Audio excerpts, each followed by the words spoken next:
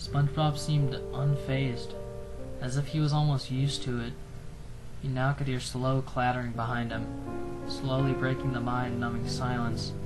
It sounded almost as if something was crawling slowly toward him. SpongeBob then slowly turned, as if he expected this, and as he slowly turned, his face slowly came into view. His eyes, they changed. They no longer seemed to be his normal, happy, joyful-looking eyes. They were blood red, and full of malice, hate, and anger. One would expect this face from a demon. Hell, even the devil himself would find this look fitting. I myself now slowly began to weep, with no end to this horror in sight. His eyes now fixed on something. It slowly transitioned over. It was Patrick. Dear God, oh my God, forgive me. No human should be forced to see that. His entire lower body was now missing, with his intestines slowly trailing behind him. The trail of blood behind him. What was left of his arms had huge holes in them, almost as if something had been torn out of him. The nails. Had he ripped himself off the stake? His face slowly came up. His eyes beckoned once more to SpongeBob, but this time they said something different. He slowly began to speak, and I'll never forget those words. Kill me, please. I'm sorry. We're all sorry. Just end it, please. I can't take the pain. SpongeBob responded, with a hellish tone, even worse than before. You ask for forgiveness from me? Do you take me as your God? You will receive no divine forgiveness from me. You see, it's my job to make you suffer. Burn, fat one. And with a flick of a wrist, arms, hellish arms, seemed to just sprout from the ground and grabbed a hold of him, and tore him down into what seemed an endless, hellish abyss. All the way down you could hear that blood-curdling scream from before. Then SpongeBob slowly turned, as if nothing had happened. He even let out a small, evil giggle. By this point, I had almost been wishing for the same thing to happen to me, just so I wouldn't have to see this anymore. At this point, I was crying so hard I almost felt like a little girl. I felt weak, empty, as if I was about to throw up. As much as I wanted to, I just couldn't choke anything out. SpongeBob then slowly approached, finally, the doors of the Krusty Krab. The path behind him, oh God, the usual cheery path to the entrance, had stakes all along it. Into them, they were hammered in the corpses of our familiar favorite characters. Sandy, Mr. Krabs, Larry the Lobster, Pearl, Squidward, Mermaid Man and Barnacle Boy, Mrs. Puff, and so on. And on their faces, they all too wore that expression of utter sorrow and horror, as if they had died crying in fear of what stood before them. When we transitioned back to SpongeBob, we now reached for the door. Now something happened out of this horrible, nightmarish thing I was witnessing. The whole building began to shake, almost as if during an earthquake. The only light in the room blew out, and then the power went out.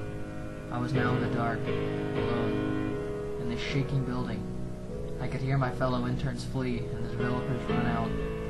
Without even a second thought of where I was, you could hear the car tires squeal as they raced away. Why had I been in such a hurry to escape? I then turned back to the show, almost as if being forced to watch.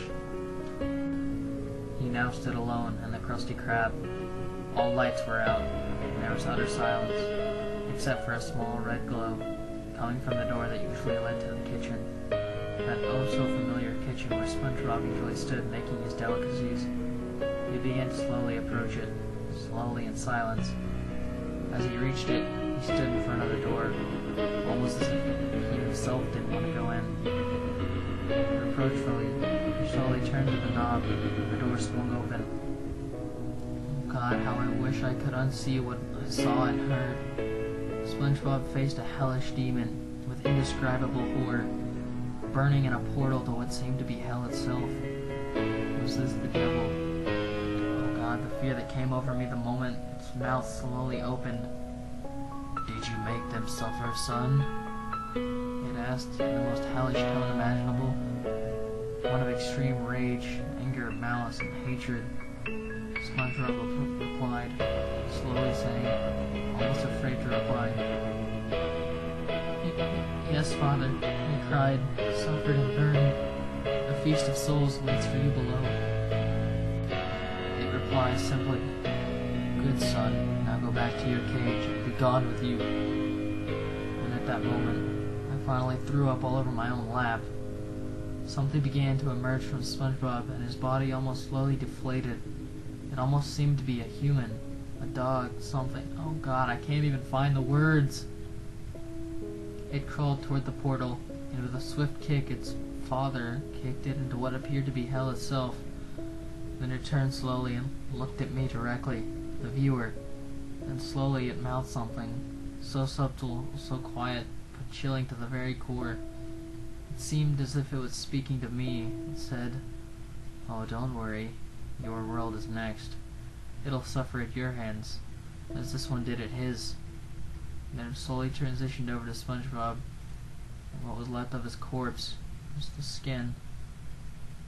Oh, you'll all atone for what you have done, all of you, and you are next. And with that, the computer itself slammed shut and burst into flames. As it slowly burned, I couldn't only weep at this, the horror. This couldn't be real. Nick, wake up! My eyes slowly flashed open. I was in the break room on the floor.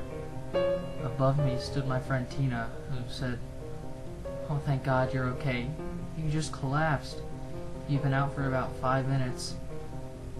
My whole body was rattled, broken almost. Turning to her, I had this uncontrollable urge. Turning to Tina, I said, don't thank God on this day. He won't save us. He's abandoned us. His abominations. His failed creations. Tina looked aghast, horrified, and she ran out screaming. I quickly got up and quietly left. Here I sit, writing my story of the day, calmly. Maybe now I accept my place. And oh, I have work to do. Isn't that right, Tina? Slowly turning to her dismembered body. You're next. And I end with this. I am coming. I am his chosen slayer for this world. A messenger of hell itself. And oh, I am coming for you. Each and every one of you. You'll never stop me. Don't try to run or hide. I'll find you.